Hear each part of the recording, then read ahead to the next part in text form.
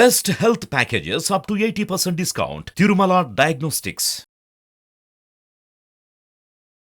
నమస్తే రచిత గారు. నమస్తే ఉష. వైఫ్ అండ్ హస్బెండ్కి సంబంధించి కొన్ని టాపిక్స్ మనం మాట్లాడడం, కొంతమంది కామెంట్స్ కూడా చేస్తూ ఉన్నారు. మేము ఏ విధంగా ఉంటే బాగుంటుంది, సజెషన్ ఇవ్వగలరా, ఏదైనా వీడియో రూపంలో చెప్పగలరా అని కొంతమంది ఆడవాళ్ళు అడిగిన వీడియో ఇది. వాళ్ళ కోసం మాత్రమే. ఏ విధంగా ఆడవాళ్ళు ఉంటే భర్తకి నచ్చుతుంది అంటారు అసలు? సో యాక్చువల్గా నేను హ్యాపీ ఉన్నాను ఫస్ట్. ఎందుకంటే మనము చాలా వరకు భర్తలు ఇలా చేస్తారు, అలా మాట్లాడారు, అలా ఏం లేదు, ఇప్పుడు బాగా మారింది అని భర్తలు చాలామంది అలా పెట్టిన వాళ్ళు మాకు ఇలా పెట్టారు, సజెషన్స్ తీసుకుని మారుతున్నాము అంటే మంచిగా అనిపిస్తుంది. I started loving my wife. మా ఇంటి ఆడపడుచు మీరు ఫ్రమ్ ఏకేపీ అని పెట్టారు. సో మొన్న కూడా చెప్పాను, thanks to AKP brother. So కాబట్టి ఇప్పుడు మీరు అడిగిన క్వశ్చన్ పర్ఫెక్ట్గా ఆడవాళ్ళు కూడా ఎలా ఉండాలి, ఖచ్చితంగా సి బోత్ థింగ్స్ కరెక్షన్. ఇక్కడ మనం ఏమీ వ్యాలిడేషన్ ఇస్తలేము, బట్ యాజ్ అ సైకాలజికల్గా ఏంటి, ఏ మనిషికి నా భార్య ఇలా ఉంటే బాగుంటుందని ఒక కొన్ని పారామీటర్స్, సెట్ రూల్స్ అయితే ఉంటాయి. సో ఆ సెట్ రూల్స్లో ఏవి ఉంటాయి అనేది మనం చెప్పుకుంటే మనకు పురాణాల్లో నుంచి ఆది దంపతులు అనంగానే గుర్తొచ్చేది పార్వతి పరమేశ్వరులు. సో వాళ్ళను పురాణాల్లో నుంచే దంపతులు అనగానే వాళ్ళిద్దరిని. అయితే కొన్ని చోట్ల ఎలా చెప్పారు అంటే పురాణాల్లో, ఎప్పుడైతే మీకు దేవుడి గుడి లేని పరిస్థితుల్లో ఒక మంచి ఆదర్శ దంపతులను కూర్చోబెట్టి పూజ చేస్తే స్వయంగా పార్వతీ పరమేశ్వరులను కూర్చోబెట్టి చేసినంత వ్యాలిడేషన్ ఉంటుంది అని చెప్పడం జరిగింది. అంటే ఆ ఇద్దరు ఎప్పుడైతే ఆ రెండు శక్తులు కలుస్తాయో అంత పవర్ఫుల్ అనేదే ఈ పెళ్ళికి ఉన్న బ్యూటీ. సో కాబట్టి ఎందుకంటే ఆ రెండు శక్తులు కలిస్తేనే కదా ఇంకొక ఎనర్జీ పుట్టేది. So that's a wonderful process. దాంపత్యం అనేది జస్ట్ ఏదో మనము నువ్వు వంట చేయడానికి పెళ్లి చేసుకున్నాను, నన్ను సాకడానికి పెళ్లి చేసుకున్నా, లేకపోతే పుట్టియడానికి, it's more than that. Beauty marriage relation is more than creating a universe. ఇంకా కోపం వచ్చి సాధలేను అన్నప్పుడు, లేకపోతే భార్యల మీద విసుగు చెందినప్పుడు భర్తల మీద చాలా గలీజ్కి పెళ్ళి అంటే ఇట్లా నాస్టీగా మాట్లాడడం అనేది మనకు అలవాటైంది, ఒక రెస్పెక్ట్ లేకుండా అయితే తయారైంది. బికాజ్ ఆఫ్ ఇంటాలరెన్స్, ఒకరినొకరు, ఇన్సెక్యూరిటీస్, డామినేషన్ ఫ్యాక్టర్స్, ఇవన్నీ, సంపాదన ఈక్వల్ ఉండటం, ఇవన్నీ ఫ్యాక్టర్స్. కానీ ఎంతైనా భార్యకి ప్రపంచమంతా జై కొట్టినా తన భర్త ప్రేమ దొరకంది మాత్రం వెలితి మాత్రం ఉంటుందబ్బా. అది మాత్రం అది ఇంకా అదే ఆ కల్చర్, ఆ రూట్స్ ఎక్కడికి పోవు. నువ్వు ఎంత సీఈఓ అవని, లేకపోతే కలెక్టర్ అవని, పోలీస్ ఆఫీసర్ అవని, లేకపోతే చిన్న హౌస్ మేడ్ పని చేసుకున్నా భర్త ఆ కాసింత పొగిడినా ఆ దగ్గరికి తీసుకున్న ఉన్న ఆనందం వేరే లెవెల్. సో కాబట్టి దానికి మరి నువ్వేం చేస్తున్నావు, నువ్వు చేస్తే ఈ కొన్ని పారామీటర్స్ ఇప్పుడు నేనేదో కొత్తగా కూడా చెప్పేది కాదు. మహాభారతంలో ద్రౌపది సత్యభామతో వివరించింది అన్నట్టు, ఇలా ఉంటే భర్తకి నచ్చడం జరుగుతుంది అన్న విషయం. సో మరి అక్కడి నుంచి రూట్స్ నుంచి మళ్ళీ ఒకసారి నెమరు వేసుకునే ప్రయత్నం మన ఈ జనరేషన్కి, రాబోయే జనరేషన్కి కూడా ఒక చిన్న గైడ్లైన్స్గా ఏమైనా ఉపయోగపడతాయో చూద్దాం.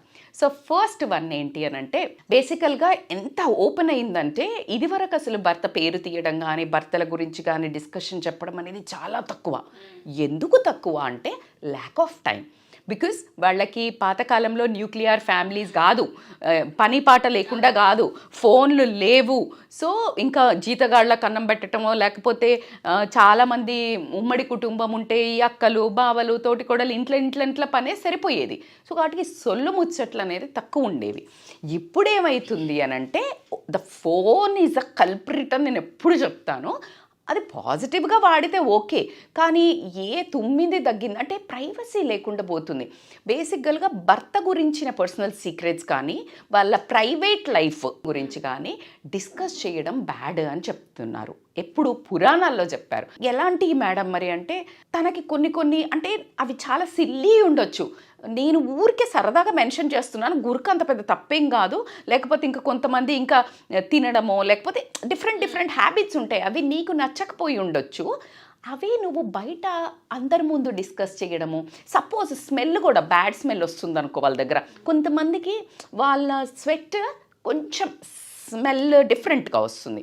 సో అలాంటివి నువ్వు నీ ఫ్రెండ్స్ తోటో నీ రిలేషన్స్ తోటో లేకపోతే ఇట్లా చీత్కరిచ్చుకొని నా హస్బెండ్ ఇట్లా మా ఆయన అయితే చిరాకు వస్తుంది, అది గనక నువ్వు చెప్పినవని ఆయనకి తెలిస్తే నీ మీద మమకారము ప్రేమ నువ్వు పొక్కన పెట్టు. అసలు అంటే అగాధాల్లో కంటే నువ్వు ఒక చెత్త కింద అంటే దాని ఇంట్లో ఉన్నా కూడా మనసు మాత్రం ఎక్కడికో దూరం పోవడం జరుగుతుంది. మీకు అనిపించడానికి అది జోవియల్, జోక్, సరదాగా టీజింగ్ అనుకో. No, for him it is a insult, వేరే వాళ్ళ ముందు డిగ్రేడ్ చేసినట్టు. So don't do that. అలా కాకుండా ఫిజికల్గా అంటే మీ ప్రైవేట్ లైఫ్ను కూడా, పర్సనల్ లైఫ్ను కూడా, లేకపోతే ఏదైనా అలాంటి సెగ్మెంట్ని అసలు వేరే వాళ్ళతో షేర్ చేసుకోవడం అనేది ఏ భర్తకి ఇష్టం లేని టాపిక్. అబ్బాయిలు మాట్లాడుకుంటారు కదా అంటే నాకు తెలిసైతే భార్యల గురించి మాట్లాడరు. ఒకవేళ మాట్లాడినా అది వాళ్ళ కర్మ. కానీ భార్యలు మాట్లాడినరు అని తెలిస్తే మాత్రం వీళ్ళు ఒకసారి వెనక్కి తీసుకోవడం అయితే జరుగుతుంది. ఆ పర్సనల్ లైఫ్లో కూడా ఒక కాన్షియస్గా ఉండాల్సి వస్తుంది. ఎప్పుడైతే కాన్షియస్గా ఉన్నప్పుడు అది పర్సనల్ లైఫ్, హ్యాపీ లైఫ్ అయితే ఉండదని నా ఫీలింగ్. సెకండ్ వచ్చేసి చాలామంది వైఫ్స్కి ఖచ్చితంగా అందరికీ, నీకు ఉంటుంది, నాకు కూడా ఉంటుంది, ఏంటి నా భర్త నా మాటే వినాలి, లేకపోతే మొత్తం ఇలానే మ్యాజిక్ చేసి నా మాట వింటే బాగుండు, మా అత్తగారి మాట, మా ఆడపడుచు ఇప్పటిదాకా బాగానే ఉంటాడు, వాళ్ళు వస్తే మారిపోతాడు, వాళ్ళ వైపు ఫోన్ మాట్లాడా కథమే, ఇలాంటి ఒక ఉండి వశీకరణ అనే భావాల దగ్గరికి 80% లేడీసే ఉంటారు. నా భర్త నా మాట వినట్లేదు, వశీకరణ చేసుకోవాలి. సో అది ఉత్తమ మూర్ఖత్వం. వశీకరణలతో భర్త నీ చేతికి వస్తే అందరు భర్తలు ఈ పాటికి డుడు అనుకుంటూ ఉండేవాళ్ళు. అలా ఏమీ జరగదు, మూర్ఖత్వం. నీ బిహేవియర్తో నీ వశీకరణలోకి వస్తారు. సో ఇంకొకటి గయ్యాలితనంతో కానీ, అంటే గట్టిగా అరవడము, గర్వంతో కానీ ఇలాంటి వాటితోటి మాత్రం భర్తను ఆధీనంలోకి తెచ్చుకుంటాం అనుకోవడం అయితే చచ్చేంత మూర్ఖత్వము. అంటే డబ్బుతో, ఒకవేళ డబ్బున్న అమ్మాయి వచ్చిందనుకోండి, లేకపోతే ఎడ్యుకేషన్ బాగుంది, లేకపోతే అందం బాగుంది, దాని ఏ పరిధినైనా తీసుకుని if you try to dominate him, ఈ మూడిట్లలో అది తనని ఎప్పుడూ మానసికంగా దెబ్బతీసి నీ ముందు ఎప్పుడు భర్త ఇలా ఉంటే బాగుంటుందా, ఇలా ఉంటే బాగుంటుందా, ఉషాని స్ట్రాంగ్గా ఉంటేనే బాగుంటుంది. ఏ భార్యకైనా నాకు తెలిసి అయితే అదే ఎనీబడి. సో అలా ఉండాలి అంటే నీ ప్రవర్తన, నువ్వు అలా చేసినట్టయితే గనక వాళ్ళకి చాలా చాలా దూరం అయిపోతావు మానసికంగా. థర్డ్ వచ్చేసి ఏంటంటే భోజనం పెట్టినప్పుడు, ఎస్పెషల్లీ భోజనం పెట్టంగానే మొదలు పెడతారు, ఇక చూడు వీడికి చిన్నోడికి బుడ్డోడికి ఫీజు కట్టలేదు, లేకపోతే ఇది కట్టలేదు, లేకపోతే మీ అమ్మ ఇట్లా అన్నది, మీ అక్క మొన్న ఫోన్ చేసింది చూడు ఎట్లా అన్నది, ఒక్కొక్క మా చెల్లె వాళ్ళు ఇది కొనుక్కున్నారట, మా ఇంటి పక్కన వాళ్ళు ఈ నెక్లెస్ కొన్నారు, ఈ పొలం కొన్నారు, ఈ ఎస్టేట్ కొన్నారు. ఆడికి ఎందుకురా ఈ బుక్, అసలు ఇక్కడ ఎందుకు దొరికానరా అన్న ఫీలింగ్. అంటే అక్కడ కూడా మనశ్శాంతిగా ఉంచకపోవడం అనేది ఇట్స్ ఎ వెరీ బ్యాడ్. దీనికి కొంచెం క్లాజ్ ఉంటుంది. కొంతమంది చాలా ఇర్రెస్పాన్సిబుల్ పీపుల్ పొద్దున్న లేస్తే బయటికి వెళ్ళిపోయి, అంటే ఏం సంపాదన లేకుండా ఏం లేకుండా ఉండి వాళ్ళు దొరకట్లేదు, ఇంకా ఆ టైంలో దొరుకుతుంటే అది క్లాజ్ అప్లైజ్. అందరికీ వర్తించదు ఉషా. నేను చెప్పేది కూడా జనరలైజ్డ్ కాదు, ఎందుకంటే కొంతమంది అసలు పూర్తిగా దొరకరు, ఇంకా ఆ టైంలో దొరుకుతారు కదా అని చెప్తారు. బట్ హస్బెండ్స్ కూడా అర్థం చేసుకోవాల్సింది ఏంటంటే, మీరు ఆ టైం ఇచ్చినట్టయితే వీళ్ళు ఈ టైంలో టార్చర్ చేయడం అనేది ఉండదు. ఎస్పెషల్లీ వాళ్ళకి ఇష్టమైన వంటలు చేసి అలా గనక చేసినట్టయితే గనక చాలా ఎక్కువ రిలేషన్ బిల్డ్ అవ్వడం జరుగుతుంది. నేను ఫోర్త్ది చెప్పాలి అని అంటే ఉదర తృప్తి అంటారు. ఉదర తృప్తి అంటే హస్బెండ్కి ఎప్పుడైతే పొట్ట సాటిస్ఫై అవుతుందో, భార్య ప్రేమ కడుపు నుంచి భర్త దగ్గరికి వెళ్ళాలంటే పొట్ట నుంచి వెళ్ళాలంట. మగవాడికి ప్రేమ గుండెలోకి వెళ్ళాలంటే పొట్ట నుంచి వెళ్ళాలి అని చెప్తారు. సో కాబట్టి ఆ ఉదర తృప్తి కావాలి అంటే చక్కగా ఇష్టమైన వంటలు వేసి కూర్చోబెట్టి తినబెడితే కనుక వాళ్ళకి మెయిన్ మగవాళ్ళు ఓర్చుకోలేంది అంటే ఆకలి వేస్తే అందరూ ఇన్ఫ్యాక్ట్, బట్ వాళ్ళది టాలరెన్స్ లెవెల్ తక్కువ ఉంటుంది అండ్ బయటికి పోయి వచ్చామనే కోపం ఎక్కువ ఉంటుంది. కాబట్టి అలా ఎప్పుడైతే సాటిస్ఫై చేస్తారో they ten to get bound to you. And ఇంకొకటి ఏంటి అని అంటే, బేసికల్గా ఇప్పుడు ఫర్ ఎగ్జాంపుల్ కొంతమంది 4 పనులు చేశారు, అందులో 2 1 ఏదైనా ఎక్కడైనా పెట్టారు, పోతున్నాయి, ఇంకేదో బిజినెస్ చేశారు పోయింది, లేకపోతే ఆఫీస్ ఏదో ఒకటి, ఇలాంటి ప్లాన్స్ అన్నీ అవుతున్నాయి. అయినప్పుడు ఎప్పుడైనా మాట్లాడినప్పుడు ఆ సార్లే చేసినవులే, లేకపోతే ఇంక ఉద్ధరించినవులే. అది జనరల్గా లేడీస్కి ఎక్కువ అవుతుంది, జెంట్స్కి తక్కువ అవుతుంది. మనం అది కూడా ఎప్పుడు అంటాం, ఏదైనా మొదలు పెట్టేదని చేద్దాట నీ మొహానికి చేసినవులే అనటము అనేది కామన్ లాంగ్వేజ్ సర్వ లేడీస్లో. కానీ జెంట్స్ని లేడీస్ అంటేనేమో మనం ఫీల్ అవుతామంటాం. జెంట్స్కి the most important element is ego, అహము. అది తొక్కడం జరుగుతుంది. పాముకు తోక దొక్కితే ఎలా బుస కొడుతుందో మగవాళ్ళని ఎప్పుడైతే ఆ వర్డ్ అంటామో వాళ్ళ ఈగో హర్ట్ అవుతుంది. సో ఈగో హర్ట్ అయినప్పుడు చాలా డిస్టెన్సెస్ పెరుగుతాయి. Either in the both cases. మానసికంగా అమ్మాయిలకేమో తల్లిదండ్రులను తిట్టినా, ఇంకేదైనా బ్యాడ్ వర్డ్స్ తిట్టినా అక్కడ పడుతుంది. అదే జెంట్స్కి మాత్రం వాళ్ళ కెపబిలిటీని క్వశ్చన్ చేసినప్పుడు వాళ్ళు ఆ విషయాన్ని అసలు తీసుకోలేరు. అందుకనే మరీ రూడ్గా కాకుండా సంజాయించటం అనేది ఇంపార్టెంట్. అంటే రూడ్గా అంటే మరి ఎట్లా మేడం అట్లా అన్నీ తగలేస్తారో అన్ని బరాబర్. You need to check, you need to advise, but in soft words. మంచిగా మన ఫ్యామిలీ మనిద్దరము, మీరు ఇలా చేస్తే ఇలా అవుతుంది, ఎందుకులే మనకు కలిసి వస్తలేదు, గమ్మునుందాము, సంపాదించకపోయినా సరే ఆగం చెయ్యొద్దు. This is the best words you can tell. అంతేగాని ఇంకా చేసిన వాళ్ళే నీ ముఖానికి ఇదే అయింది అట్లా మాట్లాడే వాళ్ళని నేను చాలామందిని చూశాను. సో కాబట్టికే అది రాంగ్. కోడ్లు సంపాదించిన వాళ్ళని కూడా ఇలా మాట్లాడే లేడీస్ ఉన్నారు. ఇంకా అది వాళ్ళ విజ్ఞతకే వదిలేస్తున్నాము. ఎందుకంటే వాళ్ళ తపనంతా ఇంకా ఇంప్రెస్ చేయాలి వైఫ్ని, ఇంకా ఫ్యామిలీని బాగా చేయాలనే మగవాళ్ళను చాలా నానా రకాలుగా, అంటే ఫుడ్ పెట్టకుండా తిరిగేసి వచ్చి ఇలా చేసేవాళ్ళు కూడా ఉన్నారు. తిరిగేసి వచ్చేసి ఫుడ్ పెట్టకుండా చల్లయి బొల్లయి వేడి చేసుకుని తినే మహానుభావులు కూడా ఉన్నారు. నేను వాళ్ళని కూడా చూస్తున్నాము. సో మనము అలా అందుకే అంటున్నాను, ఎద్దున్నోడికి బుద్ధి ఉండదట, బుద్ధున్నోడికి ఎద్దు ఉండదట అంటారు. ఇలా చేసే వైఫ్స్కి అంత బంగారం లాంటి హస్బెండ్స్ ఉంటారు. అట్లా మంచిగా చూసుకునే వైఫ్స్కి హస్బెండ్స్ రూడ్ ఉంటారు. అది మరి భగవంతుడు ఎందుకు అలా విధిరాతలు రాస్తాడో తెలీదు. కానీ మనం 100% లైఫ్ని కరెక్షన్ చేసుకునేది మన ఈ లైఫ్లోనే.